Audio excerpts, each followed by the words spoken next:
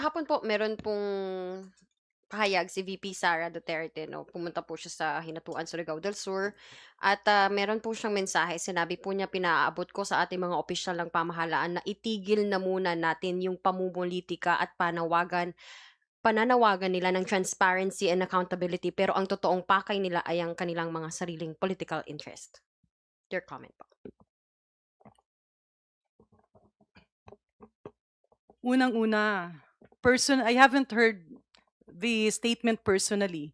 Pero kung talagang nasabi yan ng ating Vice President, hindi ko naiintindihan kung saan nanggagaling yung kanyang sinasabing sariling political interest. Linawin lang po natin. Noong nakaraang 3 araw na nagkaroon ng impeachment trial, naipresenta ng ating prosecution na ilatag yung aligasyon dun sa articles of impeachment kung saan andun yung threat sa Pangulo, sa First Family, and of course our former Speaker. Hindi po ito pamumulitika dahil kaakibat ng responsibilidad ng isang nahalal na opisyal, lalo't-lalo na't you are holding the second highest position, kaakibat ng mataas na posisyon ay ang responsibilidad at ang accountability. Hindi naman tinitigil yung serbisyo sa taong bayan, patuloy na tumutugon ang gobyerno sa mga pangangailangan, patuloy na gumagalaw ang Kongreso, patuloy na nagtatrabaho ang Senado, ngunit we cannot have selective tasks. Hindi pwedeng piliin lang natin yung ating trabaho dahil ang ginagawang impeachment trial ay sang-ayon sa saligang batas. It is our moral obligation and our moral duty. Balikan lang natin yung last week. And sa pananaw ko, next week we'll have more fireworks. Magiging exciting din yung next week. Pero kung ibalik natin dun sa nakaraang unang 3 araw ng pagdidinig ng impeachment court, which is the Senate in this case,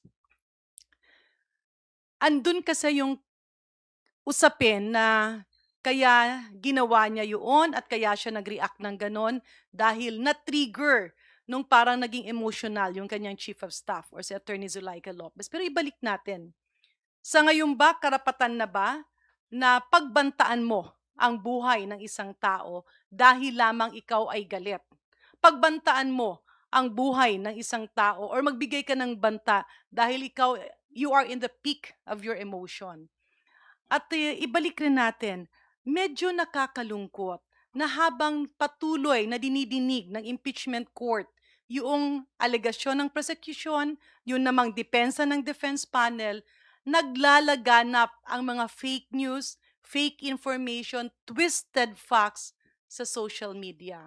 And I'm sorry to say this, yan po ay isa sa legacy na nakuha natin noong nakaraang administrasyon.